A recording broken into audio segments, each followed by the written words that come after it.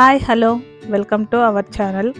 ఈరోజు మనం కోటిలింగేశ్వర దేవాలయానికి ఎలా వెళ్ళాలి, దాని విశిష్టత ఏంటి అని తెలుసుకుందాం.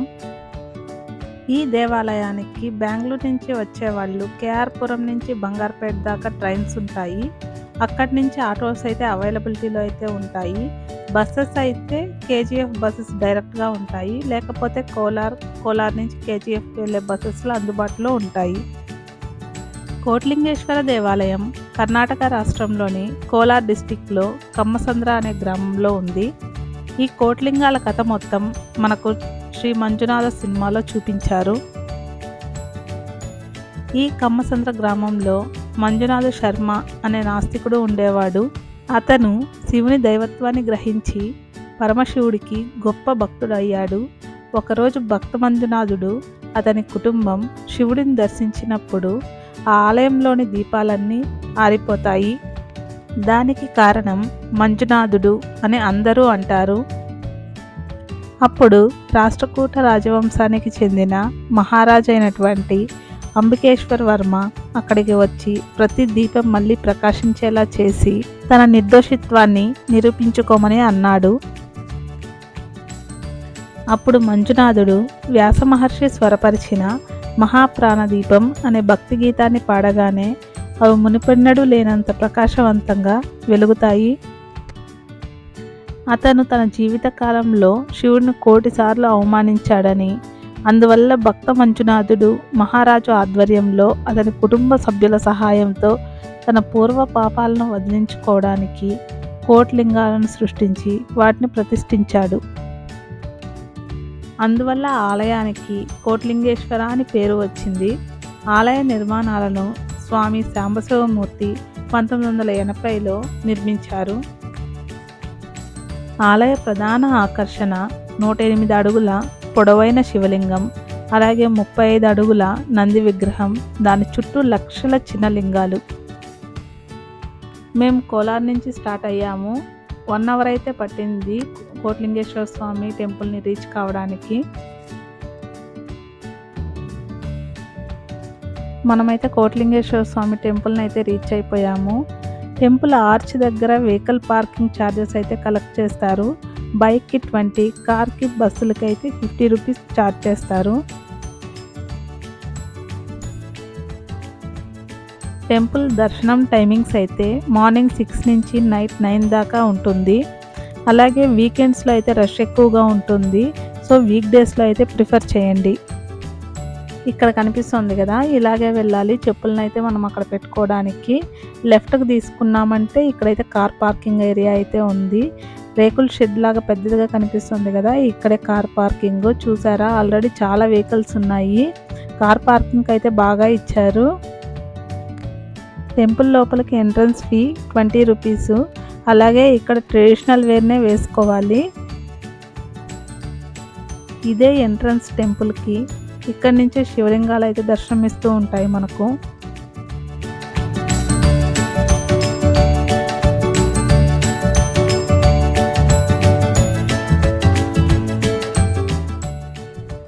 ఇక్కడి నుంచి చూడగానే ఎటు చూసినా మనకు శివలింగాలే దర్శనం ఇస్తాయి.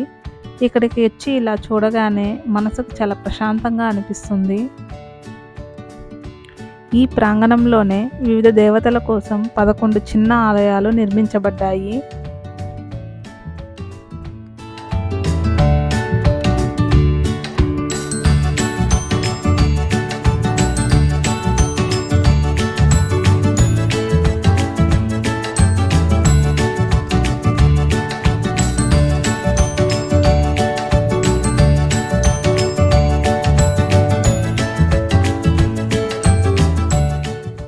ఆలయ ప్రాంగణంలోకి ప్రవేశించగానే బ్రహ్మ విష్ణు మహేశ్వరులు దర్శనమిస్తారు.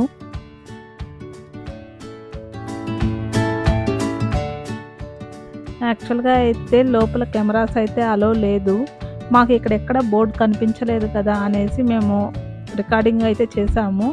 అటు పక్కకు తిరిగి ఆపోజిట్ చూడగానే ఆపోజిట్ గోడకైతే అలా ఉంది. సో గుడి లోపల అప్పటి నుంచి మేమైతే రికార్డింగ్ అయితే స్టాప్ చేసాము. బయటంతా ఉంది, కానీ గుడి లోపల మాత్రము కెమెరాస్ అయితే నాట్ అలౌడ్. ఈ ఆలయంలో నుంచి బయటకు రాగానే మనకు నాగలింగ వృక్షం అయితే దర్శనమిస్తుంది. ఆలయంలో పూజించే పవిత్రమైన దారాన్ని తీసుకుని ఈ చెట్టుకు కడితే కోరికలు నెరవేరుతాయని ఇక్కడ ప్రజల నమ్మకం.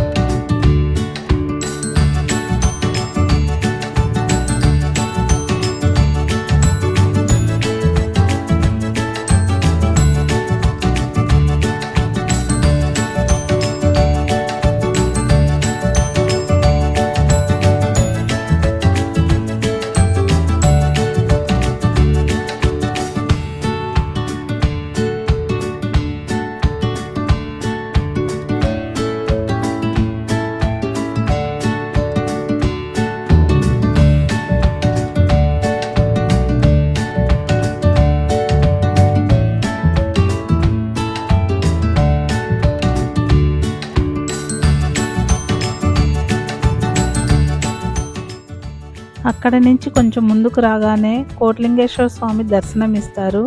కోటిలింగాలలో ఇదే మొదటి లింగం.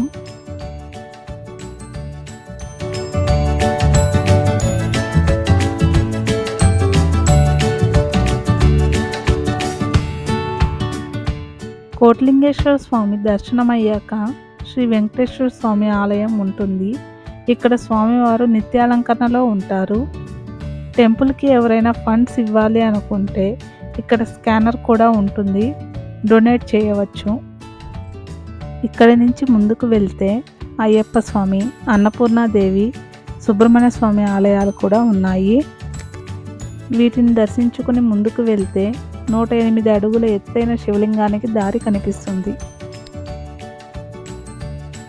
ఇక్కడ మనకు మహాగణపతి స్వామివారు దర్శనమిస్తారు.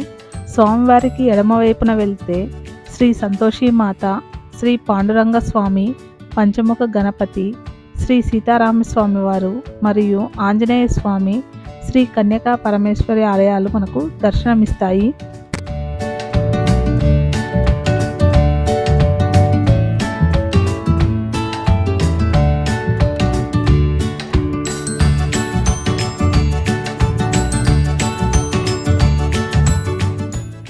ఈ ఆలయాల దర్శనం అయ్యాక ప్రపంచంలోనే 2వ ఎత్తైన శివలింగం మనకు కనిపిస్తుంది.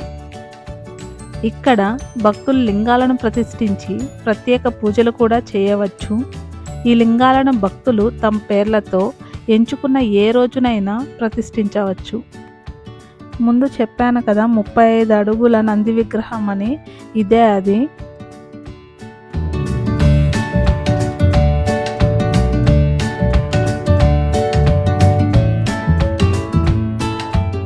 చూస్తున్నారు కదా ఎంత అద్భుతంగా ఉందో. చూడటానికి మనకున్న 2 కళ్ళు కూడా సరిపోవు అనే ఫీలింగ్ వస్తుంది.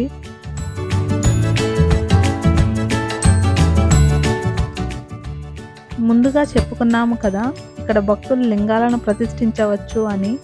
కమల్ హాసన్ గారు ఇండస్ట్రీకి వచ్చి 50 ఇయర్స్ అయిన సందర్భంగా కమల్ హాసన్ వెల్ఫేర్ మూమెంట్స్ వారు ఈ లింగాన్ని 2010లో ప్రతిష్ఠించారు.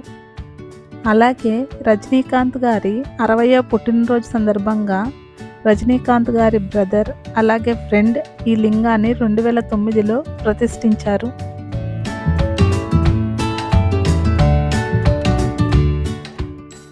ఈ మహాశివలింగం నుంచి ముందుకు వెళ్తే ఇంకొక ఎత్తైన శివలింగం మనకు కనిపిస్తుంది.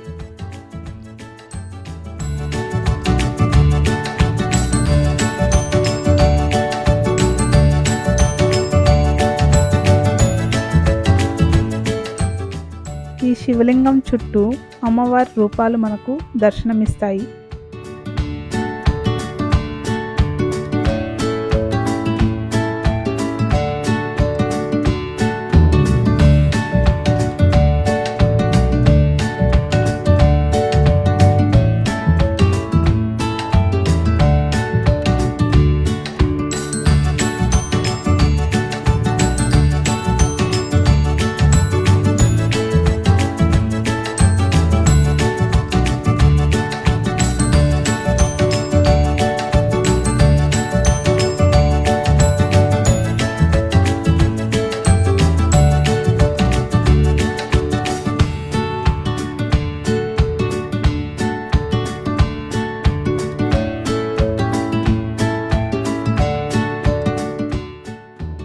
ఇది అయ్యాక మనం ఎడమవైపుకు రాగానే శనీశ్వర ఆలయం మనకు కనిపిస్తుంది.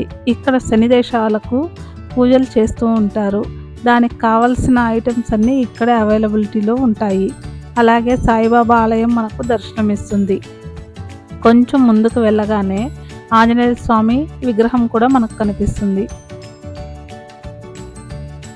ఆంజనేయ స్వామి దర్శనం అయ్యాక అక్కడే మనకు ప్రసాదాలు అనేవి అమ్ముతూ ఉంటారు. కావలసిన వారు తీసుకోవచ్చు. అక్కడి నుంచి కొంచెం ముందుకు రాగానే మనకు ఎగ్జిట్ అనేది కనిపిస్తుంది. బయటకు రాగానే నెంబర్ ఆఫ్ షాప్స్ అనేవి ఇక్కడ మనకు కనిపిస్తాయి. కావాలంటే ఇక్కడ షాపింగ్ చేసుకోవచ్చు. ఈ వీడియో కనుక మీకు నచ్చితే please like, share and subscribe to our channel. Thank you.